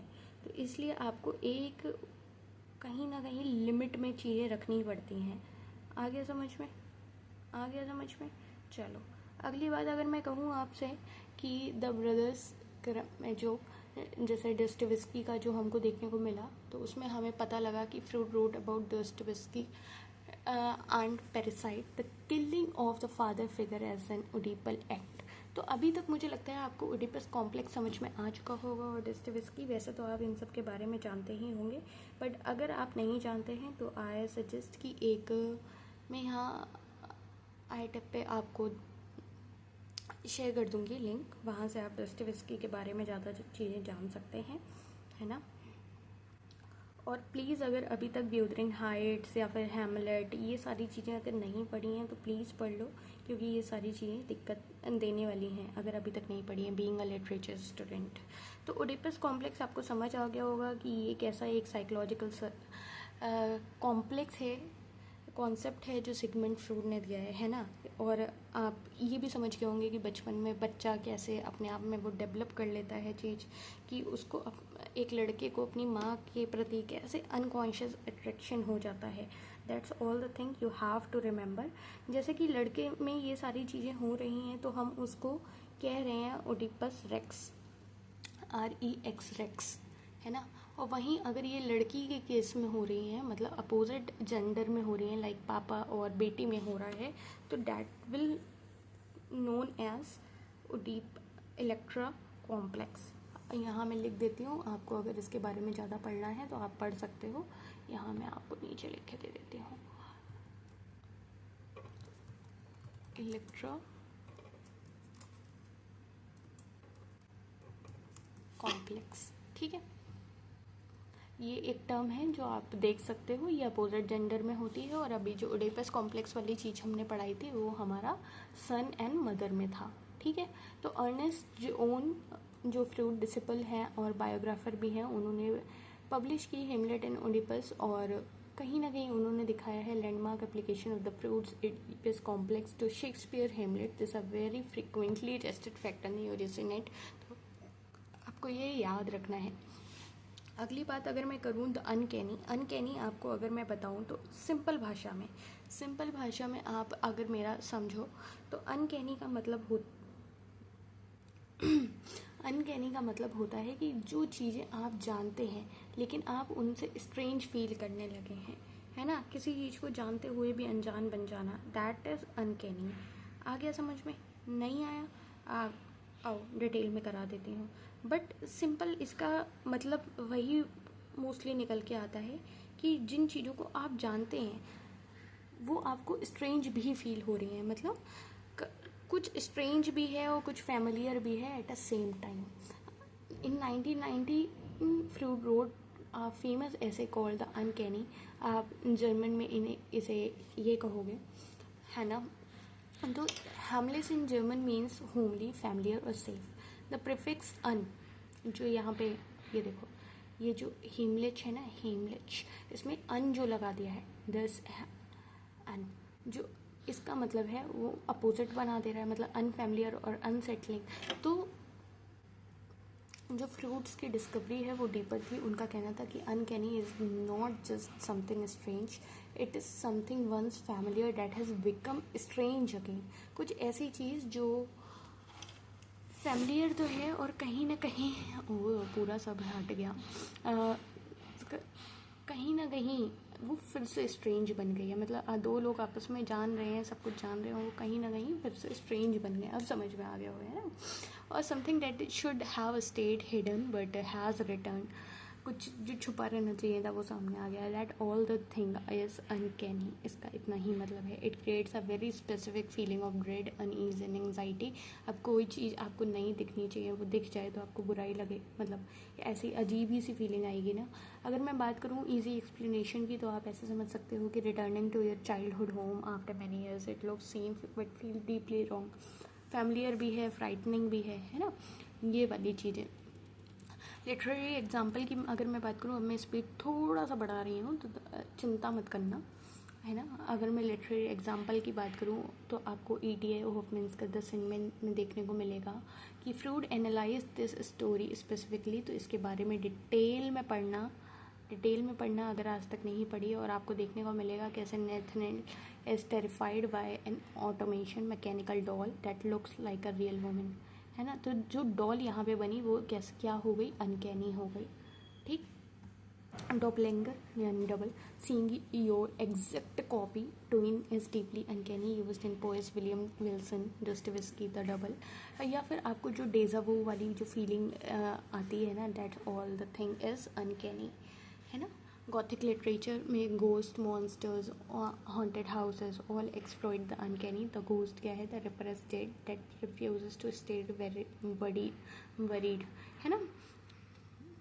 It's not buried, it's like buried, bury वाला ब्यूरेड। बात ये है कि कभी कभी हो जाता है ढंग से। अगली बात अगर मैं करूँ डिफेंस मैकेनिज्म की कि कैसे ईगो अपने आप को प्रोटेक्ट करती है, तो डिफेंस मैकेनिज्म ये होता है कि when the unconscious desires and anxieties become too threatening, मतलब आप जो अनकॉन्शियस डिज़ायर और एंग्जाइटी, आपको बहुत ज़्यादा एंग्जाइटी अटैक आने लग रहे हैं कि चीज़ें बहुत ज़्यादा परेशान कर रही हैं, तो ईगो प्रोटेक्ट करती है अपने आप को using the defence mechanism, that's the defence mechanism. और ये अनकॉन्शियस स्ट्रेटजीज होती हैं जो आप कॉन्शियसली चूज़ नहीं करते हो, है ना। दे डिस्टॉर्ट और deny reality to reduce anxiety, वो कहीं ना कहीं रियलिटी को डिस्टॉर्ट या डिनाई कर देते हैं। और ये जो नीचे डेफिनेशंस आ रही हैं ये बहुत ज़्यादा पूछी जाती हैं, लाइक रिप्रेशन हो गया। रिप्रेशन मैंने आपको बताया, pushing painful memory desire into unconscious. आप जैसे कोई ट्रॉमेटिक एक्सीडेंट को भूलना चाह रहे हो, है ना, वो वाली चीज़। प्रोजेक्शन मतलब दबाना चाह रहे हो। Projection, attributing your own feelings to someone else, अपनी बात किसी दूसरे को प्रोजेक्ट कर रहे हो, है ना। लाइक आप बोल रहे हो I hate him, no he hates me, you project your hatred on to him, है ना। आपने अपनी बात ही प्रोजेक्ट कर दी। आप कह रहे हो कि आई हेट हिम, नहीं ही हेट्स मी, तो दैट्स द प्रोजेक्शन। डिस्प्लेसमेंट क्या है, अपने इमोशंस को जो आप रीडायरेक्ट कर दे रहे हो, वो like shouting at your spouse after a bad day at work, तो वो डिस्प्लेसमेंट हो गया। सब्लिमेशन क्या है, देखो कंडेंसेशन सब्लिमेशन आए तो वहाँ पे उछल के ऐसा साइंस वाले बच्चों की तरह कंडेंसेशन सब्लिमेशन मत लगा लेना दिमाग। सब्लिमेशन यहाँ पे है channelling unacceptable drives into creative social activities, like एक एग्रेसिव सन बॉक्सर और सर्जन बन जा रहा है तो वहाँ पे वो सबलाइम हो जा रहा है, सब्लिमेशन हो जा रहा है कि उसका गुस्सा, भाई वो बॉक्सर बन गया, उसका गुस्सा वैसे निकल रहा है, चीज़ें ठीक हो गई। या सर्जन बन गया तो उसको वो चीज़ें कंट्रोल करनी ही करनी है ना, तो channelling unacceptable drives into creative या सोशल एक्टिविटी। रिएक्शन फॉर्मेशन क्या है? Behaving completely opposite to your true feelings, बिल्कुल अपोजिट फील कर रहे हो और बिल्कुल अपोजिट एक्ट कर रहे हो, that's the reaction formation. Someone with suppressed hatred behave with exaggerated friendliness, बहुत ज़्यादा अंदर तो दिल में कुछ भी भरा हुआ है और ऊपर से हाँ हाँ हाँ जी हाँ जी हाँ जी हाँ जी, that's the reaction formation. Rationalisation is, अब यहाँ मैथ मत लगाना, rationalisation is creating logical excuses for unacceptable behaviour. मतलब आप कहना चाह रहे हो कि नहीं मैं तो एग्ज़ाम इसलिए I failed because the exam was unfair. बताओ, ये आप क्या कर रहे हो? रेशनलाइज कर रहे हो rather than admitting lack of preparation. आप कह रहे हो कि एग्ज़ाम ही अनफेयर था इसलिए फेल हो गया। रिग्रेशन क्या है? देखो, रिप्रेशन, रिग्रेशन, ये सारे ऐसे कॉन्सेप्ट हैं जो बार बार पूछे जा रहे हैं, तो याद रखना। Returning to child like behaviour under stress, जैसे बच्चे के अंदर बहुत ज़्यादा स्ट्रेस आ जाती है ना, तो वो फिर और बच्चा बन जाता है कि an adult throwing a tantrum while things go wrong, आप भी करते होगे। Denial, refusing to accept an unpleasant reality, कि नहीं I don't have a problem, say is the person with a serious problem, that the denial. की Freudian concepts हैं हमारे पास, like wish fulfilment. इनका कहना है कि जैसे कि जब हम ड्रीम्स एंड वर्क देख रहे थे ना, तो ये छोटे छोटे चीज़ें हैं जो फटाफट समझते हैं। विश फुलफिलमेंट क्या है? Freud believe that both dreams and work of literature are forms of wish fulfilment, ये विश फुलफिलमेंट की पार्ट है, और they allow us to safely experience in fantasy we can not have in real life. मतलब कुछ ऐसी चीज़ें होती हैं ना कि आप उसके साथ असल ज़िंदगी में तो घूम नहीं पा रहे हैं, सपने में ही घूम ले रहे हैं, है ना। तो आपको बहुत ज़्यादा रिच बनना है, पावरफुल बनना है, बट आप हैं नहीं, तो आप फैंटेसी नॉवेल्स पढ़ रहे हैं, है ना, जहाँ पे हीरो के पास सारी पावर है और आपको वो दिमाग में ऐसे सारी चीज़ें आ रही है, नहीं मैं राजा की ज़िंदगी जी रहा हूँ, है ना। That's the thing, that's the wish fulfilment. मुझे लगता है आपको समझ में आ गया होगा। सब्लिमेशन मैंने अभी समझाया कि ये actually a positive defence mechanism है। It means taking raw unacceptable drive energy, sexual और aggressive, and redirecting it into something socially valued like art, science, religion, sport। जैसे मैंने कहा कि वो बहुत गुस्सा आता है, वो बॉक्सर है ना। तो दैट्स द सब्लिमेशन। लिटरेचर में आप कैसे देखोगे कि Freud viewed artistic creation itself as sublimation, कि इंसान के अंदर इतनी चीज़ें समअप हो जाती हैं। देखो, सबसे ज़्यादा जर्नलिंग, सबसे ज़्यादा लिखावट कौन करते हैं? जिनके दिल में बहुत सारी चीज़ें भरी रहती हैं ना, तो वो कहीं ना कहीं ऐसे शब्दों के माध्यम से निकल के आती हैं। That's the thing, sublimation. और लिटरेचर में यही आर्टिस्टिक क्रिएशन वो बोल रहे हैं सिगमंड कि यही सब्लिमेशन है। The artist creative energy is sublimated libidinal energy, this is why art is powerful, it carries repressed desire in a transform beautiful form. और तभी लोग ज़्यादा रिलेट कर पाते हैं क्योंकि वो अपना इमोशन निकाल नहीं पा रहे हैं और उनको वो शब्द मिल गए हैं कि अरे ये क्या शायरी कह दी भाई साहब, बस यही तो मेरे दिल की बात थी, समझ। ऐसे ये लिटरेचर में उनकी साइको एनालिसिस थ्योरी कहीं ना कहीं लग रही है। हीरोज एंड थैंटोज आपको देखने को मिलते हैं, life drive versus death drive in beyond the pleasure principle 1920। Pleasure principle याद है ना, याद है ना, हाँ। Freud introduce two fundamental drive, दो ड्राइव बताई इन्होंने, ईरोस और थैनोस। ईरोस क्या है? द लाइफ लव ड्राइव, मतलब impulse to connect, create, reproduce, love. और वहीं थैनोस क्या है? द डेथ ड्राइव, जो आपको सारी चीज़ ख़त्म करने को ले जा रहा है। तो ये दो चीज़ें इन्होंने की कॉन्सेप्ट बताए हैं। ये कांस्टेंट टेंशन में होते हैं अपने अंदर, और all human activity is a negotiation between the two. एक तरफ आपको लगता है कि सब कुछ छोड़ छाड़ के चला जाओ, एक तरफ लगता है नहीं बहुत कुछ करना है, बहुत कुछ बनाना है। तो हम इन दोनों चीज़ों के बीच में नेगोशिएट करते रहते हैं, संभलते रहते हैं। और ये हमें चीज़ें देखने को मिलती हैं ट्रेजेडी में। ट्रेजेडी को आप कहीं ना कहीं थैनोस की नज़र से देखेंगे कि वहाँ सारा डिस्ट्रक्शन हो रहा है ओवर हीरोज़, और हीरो का सेल्फ डिस्ट्रक्शन हो रहा है, लाइक ओथेलो, मैकबेथ, हेमलेट। और अभी तक नहीं पढ़ा है तो यार क्या कर रहे हो? ओथेलो, मैकबेथ, हेमलेट तो पढ़ना ही पढ़ना है ना, डेप्थ में पढ़ना है, ये तो पढ़ो, होमवर्क है आपका। और रोमांस कॉमेडी को आप हीरोज़ विनिंग लव में बोल सकते हो कि हाँ लाइट कॉमेडी टाइप है ना। फ्रूड के ओन लिटरेरी एसेज जो आपको जानने ज़रूरी हैं वो ये है। पहला, इंटरप्रिटेशन ऑफ ड्रीम्स, जो मैं 1900 का वर्क मैंने आपको बताया। इसका कोर आर्ग्यूमेंट ये था कि dream reveal unconscious wishes through symbols condensation and displacement. This is how to read the unconscious exactly like a reading a text. Interpretation of dream आपको आ गया. Creative writers and day dreaming 1908 का, जिसमें वो बोल रहे हैं कि एक क्रिएटिव राइटर जो है वो is like a child playing और एन अडल्ट डे ड्रीमिंग. एक बच्चा जो खेल रहा है या फिर अडल्ट जो डे ड्रीम कर रहा है, तो वो क्रिएटिव राइटर वैसा है. आर्ट क्या है? एक sophisticated public version of day dreaming है. It allows the audience to enjoy wish fulfillment without shame because aesthetic pleasures the beauty of writing. जो बच्चे दिल से लिखना जानते हैं ना, जैसे मैं भी मेरा भी ऐसा है कि मेरे से फोर्स्ड राइटिंग नहीं होती, मैं दिल से लिखती हूँ कि कभी इमोशन इतना भर गया कि वो उतार दिया पन्ने पे, समझ रहे हो. फिर वो 4 पेज का हो रहा है, 5 पेज का हो रहा है, डजेंट मैटर. तो वो जो आर्टिस्टिक एस्थेटिक प्लेजर मिल रहा है ना, वो उसकी बात ही अलग है. किस किस ने ये चीज़ एक्सपीरियंस की है, मेरे को आओ कमेंट बॉक्स में बताओ, बात करते हैं, जानते हैं. अनकैनी 1990, जहाँ हमें पता लगा कि some literature creates a special feeling of dread because it brings back repressed forgotten material. Analysis of Hoffmann's the Sandman, ये याद रखना, द सैंडमैन पढ़ लेना.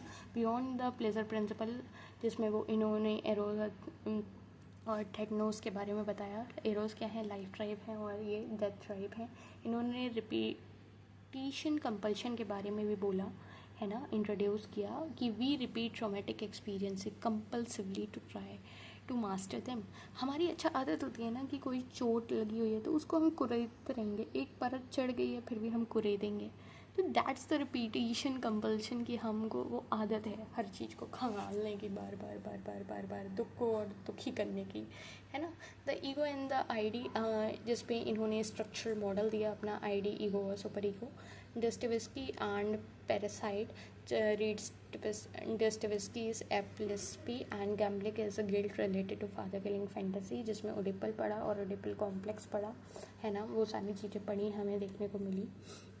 मेजर साइकिल एनालिटिक क्रिटिक हैं हमारे पास, जिनकी हम आपके लिए लेके आए हैं इसी एक्सप्लेनेशन, और मुझे मालूम ही नहीं चला कि आपको दिख नहीं रहा है ना. तो हमारे पास है अर्नेस्ट जोन्स, हार्लोड ब्रूम. इनके बारे में थोड़ा थोड़ा सा जान लेते हैं, है ना. और इनके बारे में जानने पे ना ऐसे ही सा हो जाएगा कि आपका ये पूरा मैं वन शॉट ही बना देती हूँ, भले ही ये थोड़ा और देर का हो जाए, बट वन शॉट बना देते हैं, क्योंकि कल हम करेंगे लेकिन उसके बाद हम करेंगे फेमिनिज्म, है ना. तो आज ही ये पढ़ लेते हैं, भले ही इसको आप 2 बार में देख लेना, but that's the one shot I want to give you. ठीक है. अर्नेस्ट जोन्स की अगर मैं बात करूँ, 1879 से 1958 तक का इनका टाइमलाइन है, आप जान रहे हैं. ये कौन है? ये हैं फ्रूड के closest disciple and the official biographer. इन्होंने क्या किया? Applied Freud's Oedipus complex to Shakespeare Hamlet in his book Hamlet and Oedipus. ये जो ओडिपस कॉम्प्लेक्स वाली चीज़ अभी मैंने पढ़ाई थी ना, कि बच्चे एक बेटे को माँ से हो जाता है फिर वो पिता को मार देता है, वो वाली जो चीज़ थी, वो इन्होंने क्या किया, फ्रूड के ओडिपस कॉम्प्लेक्स को शेक्सपियर के हेमलेट में लगाया और अपनी बुक लिखी, हेमलेट इन द ओडिपस.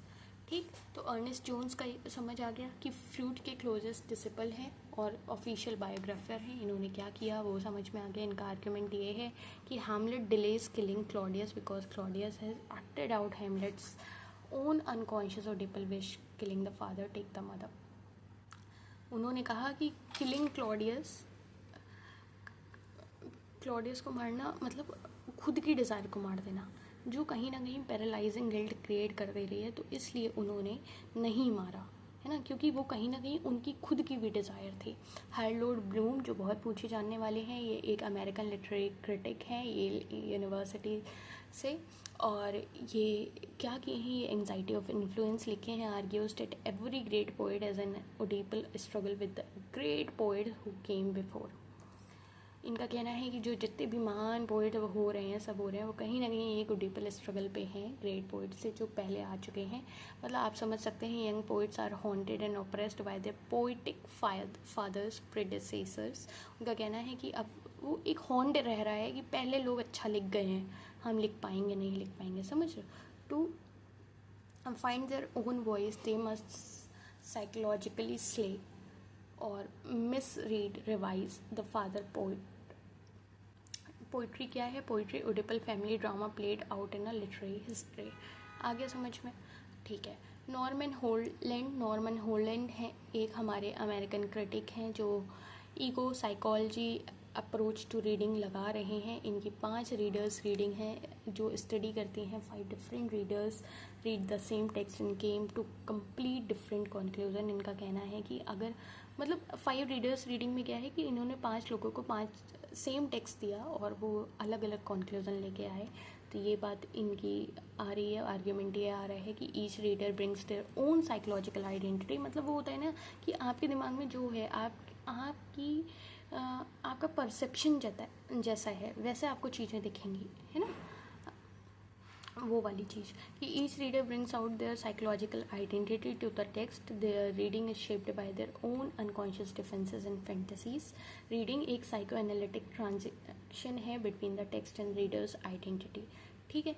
वहीं मैं बात करूँ मेरी बोनापार्टे, ये कौन है? ये एक फ्रेंच साइको एनालिस्ट हैं, Freud's personal patient and translator. इन्होंने क्या किया? इन्होंने साइको एनालिटिक थ्योरी को अप्लाई किया एडगर एलन पोल्स के लाइफ एंड वर्क्स में, the life and the works of Edgar Poe. इनकी अप्रोच क्या रही है? इनकी अप्रोच रही है biographical. She connected Poe's themes of death, premature burial, beautiful dead women, necrophilia to his traumatic childhood, mother died when he was 2। बात ये है कि ये जो सारे क्रिटिक्स हैं ना, इनके बारे में आपको इतनी बातें जाननी ज़रूरी हैं। अगर आपको थोड़ा सा ज़्यादा जानना है तो जो आपको हाईलाइटेड पार्ट दिख रहा है उसके बारे में डिटेल में पढ़ लेना जाके, वरना जितना मैं बता रही हूँ उतना ही ज़रूरी है। ठीक। गैस्टन बैचलर्ड की अगर मैं बात करूँ तो ये कौन है? ये एक फ्रेंच फिलोसोफर हैं, क्रिटिक हैं। इन्होंने क्या किया? Poetic of space 1958, a psycho analysis of space and place in literature. मतलब डिफरेंट स्पेसेस लाइक हमारे हाउस हो गए, एटिक्स हो गए, नेस्ट हो गए, कॉर्नर्स हो गए, वो कहीं ना कहीं एक डीप साइकोलॉजिकल और इमेजिनेटिव मीनिंग रख रहे हैं। एटिक क्या है? एक हमारा rational thought, cellar the unconscious, dark dreams and fears. ये बात समझ में आ गई? ये मतलब डायरेक्ट पूछ लिया जाता है कि कौन किससे क्या है। जैक्स लैकन, इनका और भी बहुत सारी चीज़ें हैं जिनके बारे में हम कल पढ़ेंगे, बट आज ये समझ लो कि ये एक फ्रेंच साइको एनालिस्ट हैं। इन्होंने फ्रूड को एक होल न्यू लेवल पे ले गया है, इसलिए इसको हम डे 16 में पढ़ेंगे। और the unconscious structure like a language इनका की आइडिया था, लेकिन कंबाइंड फ्रूड विद सोसर्स लिंग्विस्टिक्स। सोसर कौन है? फर्डिनेंड साहब के बारे में पढ़ाया है ना, साइंस सिग्निफायर। क्यों पढ़ाया है सब? क्यों लाइन से पढ़ा रही हूँ मैं? इसीलिए पढ़ा रही हूँ। तुम भी अगर लाइन पे नहीं हो तो आ जाओ। कंडेंसेशन मेटाफर की तरह, डिस्प्लेसमेंट मेटानोमी की तरह, ये सारी चीज़ें अभी मैं पढ़ा के आ रही हूँ, तो मुझे लगता है ये सारा समझ में आ गया होगा। अब हम समझते हैं how to do a psychoanalytic reading की कैसे आप करोगे साइको एनालिटिक रीडिंग। तो आप ऐसे करोगे कि आप कोई भी एक टेक्स्ट उठाओगे, उसमें कहीं ना कहीं जो गैप्स हैं, जो ऑब्सेशंस हैं, जो साइलेंसेस हैं, उनको आइडेंटिफाई करके फ्रूडियन के पैटर्न लगाओगे और फिर देखोगे कि कहाँ पे कौन सी बात दब रही है, कहाँ पे कौन सी बात कही जानी है, कहाँ पे कौन सी बात समझाई जानी है ना, वो वाली बात। तो आप जब किसी चीज़ को इस तरह से पढ़ोगे तो आपको चीज़ें समझ में आ जाएंगी। ओह अच्छा, नहीं होगा। फुल प्रोसेस क्या है? फुल प्रोसेस ये है कि हमारा लिटरेरी टेक्स्ट है, उसमें हम जानेंगे कि क्या चीज़ ऑब्सेसली रिपीट हो रही है, क्या अवॉइड हो रही है, क्या स्ट्रेंजली इमोशनल है, और उसको हम रिलेवेंट कॉन्सेप्ट पे लगाएंगे जो हमारा फ्लूड का है कि वो रिप्रेशन है, अनकैनी है, ओडिपस है। फिर हम आइडेंटिफाई करेंगे कि व्हाट द अनकॉन्शियस डिज़ायर और fear is driving the character author, और इंटरप्रेट करेंगे हिडन मीनिंग को बीनीथ द सरफेस स्टोरी। अब ये हमारे पास आ गई है मास्टर कंपैरिजन टेबल। हमारा लेक्चर इतना भी लंबा नहीं हुआ जितना हम सोच रहे थे, इट्स क्वाइट इनफ। और ये जो सारे आपको जितने भी पढ़ाए हैं, ये एक एक लाइन में ये आपको दे दिए हैं। हमारा अनकॉन्शियस जो हमारा हिडन पार्ट होता है माइंड का, आईडी हमारी रॉ डिज़ायर की मुझे चाहिए तो चाहिए, ईगो हमारा प्रैक्टिकल मीडिएटर है कि नहीं अच्छा ऐसा होता है, सुपर ईगो की नहीं अच्छा यही करना चाहिए, नहीं करना चाहिए, है ना, रात को फ़ोन नहीं चलाना चाहिए। रिप्रेशन हम जो अपना सब दबा ले रहे हैं वो। कंडेंसेशन आपको मल्टीपल मीनिंग्स को एक इमेज में कर दिया, है ना। काफ़ी चेहरों को एक में कर दिया, जिसमें आप मेटाफर सिम्बलिज्म देखते हैं, डिस्प्लेसमेंट में आप लिटरेरी मेटोनमी देखते हैं, जिसमें इमोशन शिफ्ट टू सब्स्टिट्यूट, गुस्सा बॉस का है, निकल बीवी पे गया, ठीक। अनकैनी फैमिलियर भी है, स्ट्रेंज भी है, जिसकी वजह से आपको एंजाइटी हो रही है। ओडिपस कॉम्प्लेक्स, जहाँ पे बच्चे को डिज़ायर हो रही है अपोजिट सेक्स पेरेंट से। और अगर ओडिपस अभी तक नहीं पढ़ा है, पढ़ लेना। सब्लिमेशन बताया मैंने, है ना। एंगर को बॉक्सिंग में, डिज़ायर को पोइट्री में निकाल दिया। Wish fulfilments, romance novel for escapism, मतलब आप अपनी फैंटेसी सेटिस्फाई करने के लिए कहीं और रास्ता ढूंढ ले रहे हैं और चीज़ें कर ले रहे हैं, है ना। वो पढ़ के ही आपको लग जा रहा है। ईरोज़ क्या था, लाइफ ड्राइविंग था, जहाँ पे अच्छी अच्छी चीज़ें हो रही थी। थेटनोस डेथ ड्राइव्स है, जहाँ पे आप डिसइल्यूशन की तरफ जाते हैं, मतलब ट्रेजेडी वाला चीज़ आपको देखने को मिलती है। अब आपके लिए हैं PYQ प्रैक्टिस जो आए हुए हैं और इनके आंसर्स आपको देने हैं। ये आप क्वेश्चंस आराम से देखिए, वीडियो पॉज कर करके देखिए, और अपना एक्टिव पार्टिसिपेशन दिखाने का टाइम आ गया है। इनके आंसर्स आपको कमेंट डाउन करने हैं एट एनी कॉस्ट, है ना। 1 2 3 4 5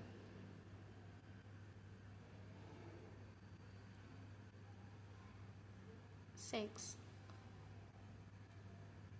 7 8 9 10। आई होप यहाँ तक आपको समझ आ गया होगा। आंसर आपको नहीं दिखाऊंगी, बट एक चीज़ दिखाऊंगी, वो है ये कि एग्जामिनर रिपीटेडली क्या पूछ रहा है इस टॉपिक से। डेट मैचिंग पूछ लेता है, अर्नेस्ट जोन्स, हार्लोट ब्लूम, सन लवर्स का जो है हमारा ओडिपस कॉम्प्लेक्स, वो सारी चीज़ें पूछ ले रहा है। Condensation is not a defence mechanism, it's a dream work mechanism. इस चीज़ को याद रखना। ये जो ऐसी छोटी छोटी चीज़ें हैं जिनमें आप अटक सकते हो, वो सारी चीज़ें हों। कोई रिवीजन हमारा ये है कि हमने क्या क्या पढ़ा। हमने सबसे पहले पढ़ा टोपोग्राफिक मॉडल, जिसमें हमने देखा conscious, pre conscious, unconscious, iceberg model से। स्ट्रक्चरल मॉडल पढ़ा, जिसमें हमने देखा ID, ego, super ego. Dream work पढ़ा, जिसमें हमने देखा कंडेंसेशन, मर्ज ऐसे मेटाफर और डिस्प्लेसमेंट कैसे एक शिफ्ट है हमारा मेटोनॉमी की तरफ। अनकैनी हमने देखा, अनकैनी के साथ हमने ओडिपस देखा, Ernest Jones, Norman Holland, sons lovers, creative writers and daydreaming, थैंक्स देखा। और ये हमारी सारी चीज़ें कंप्लीट हो गई। और पेपर 1 में हमने आज ICT सुबह कवर किया है, तो इनकेस आपने अभी तक नहीं पढ़ा है, गो एंड स्टडी, क्योंकि ये भी हमने बहुत डिटेल में अच्छे से किया है।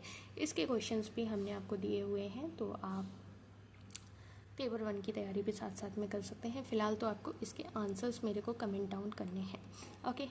तो इसी के साथ हम मिलते हैं आपको कल की क्लास में, जिसमें हम जैक्स लैकन के बारे में पढ़ेंगे और भी मिरर स्टेज और भी साइको एनालिसिस थ्योरी की डेप्थ जानेंगे। और आज के लिए इतना ही। और कंसिस्टेंट रहो, एक्टिव रहो, एक्टिव पार्टिसिपेशन चाहिए मुझे, है ना। और करते रहो, पढ़ते रहो। और लाइव आने के लिए मैंने आपको क्राइटेरिया बता ही दिया, वरना तो हम लाइव आ ही सकते हैं, है ना। The thing is that. और okay, so I think that's enough for today. मिलते हैं आपसे कल की क्लास में एक नए लेक्चर के साथ, नई चीज़ों के साथ। और अगर आपको कुछ ऐसा एक फ़िक्स टाइमिंग सा चाहिए ना कि मैम हमें इस टाइम पे, इस फिक्स टाइमिंग पे हमें लेक्चर दे दो, तो वो भी आप कमेंट डाउन कर सकते हो। मैं आपको उस फिक्स टाइमिंग पे भी लेक्चर प्रोवाइड करने की कोशिश करूँगी, okay. See you in the next class. पढ़ते रहो, समझते रहो, जो ना आए वो पूछते रहो, ओके।